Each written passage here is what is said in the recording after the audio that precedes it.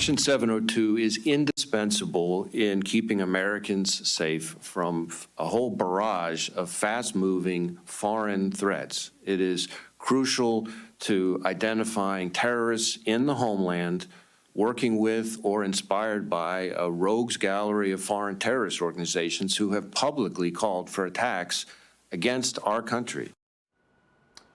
FBI Director Christopher Wray pushing the idea of importance of FISA Section 702 during that House Appropriations Subcommittee hearing yesterday.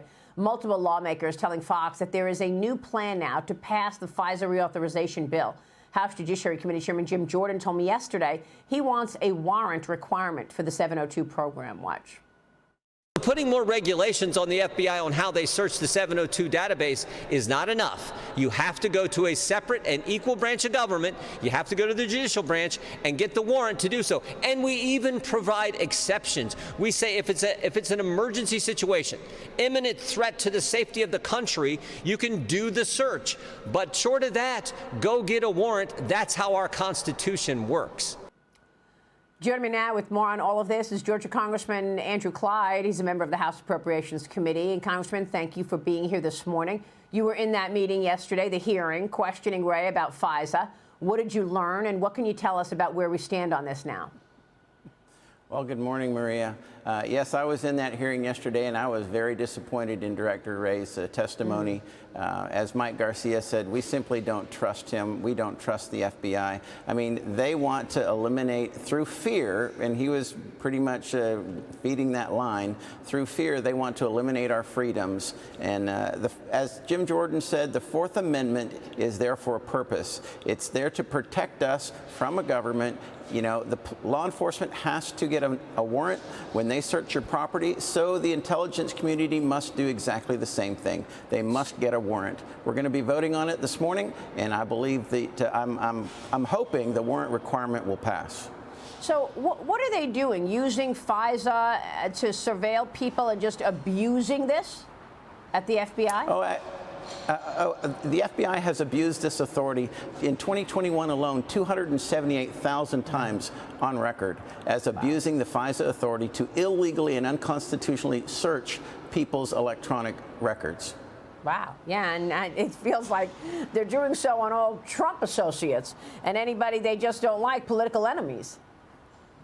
That's exactly correct, and we can't allow that. I mean, we're here to protect your constitutional rights, your Fourth Amendment rights. You know, the Fourth Amendment has its own supremacy clause, shall not be violated, just like the Second Amendment, shall not be infringed. So therefore, how can we legitimately allow the intelligence community to infringe on your rights without the requirement of a warrant? It should not happen, never. No. It sounds like corruption if you've got one president's DOJ and FBI surveilling his opponent's associates and wanting to continue doing it. But let's put the corruption aside and focus on policy, because you posted this on X. Since Joe Biden took office, Georgians' expenses have increased by over $23,000 due to inflation.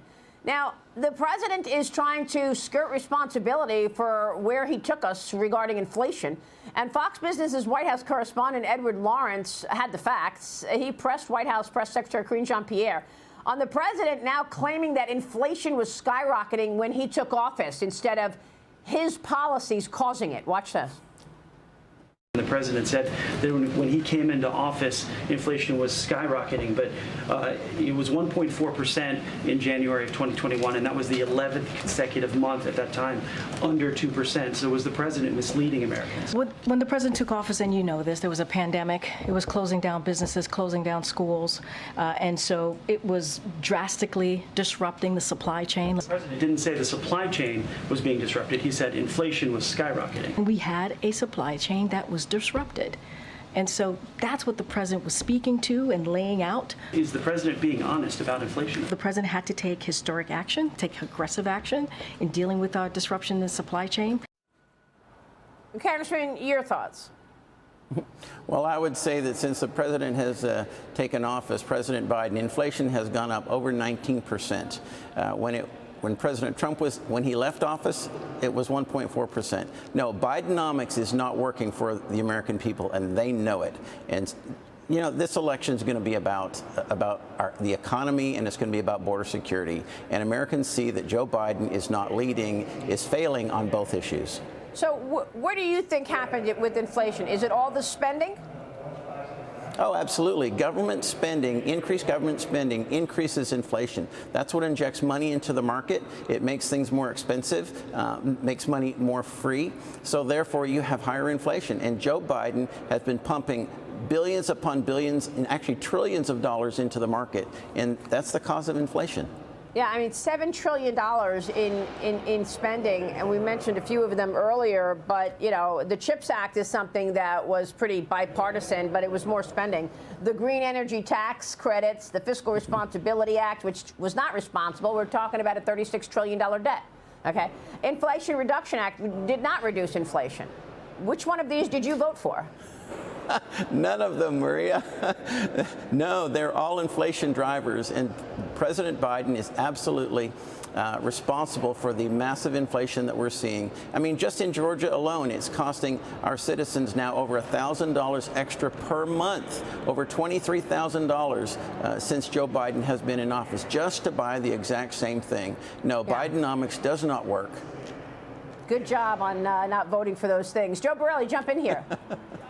I really wanted to ask the congressman how this plays out in Georgia. I mean, we're 6 months away from the election. What are people in the swing state saying? Can he make up the 12,000 votes based on the economy alone? Oh, I think the president's going to take Georgia. You know, we've got work to do on the ground, but I really think that Georgia is going to go red for President Trump. I mean, we cannot afford 4 more years of Joe Biden. The country can't, and certainly the state of Georgia cannot. Congressman, how focused are you on election integrity? President Trump teamed up with the House Speaker, Mike Johnson, yesterday to give a press conference on election integrity. What are you all doing in Georgia about it? Well, the House has been, and the Senate and the governor have been very strong on election integrity. You know, a couple of years ago, we passed SB 202. The House passed a couple of more bills. And I think that election integrity is going to be pretty sound in the state of Georgia. All right, great. Congressman, good to see you this morning. Thank you, sir. Andrew Clyde joining us this morning in D.C.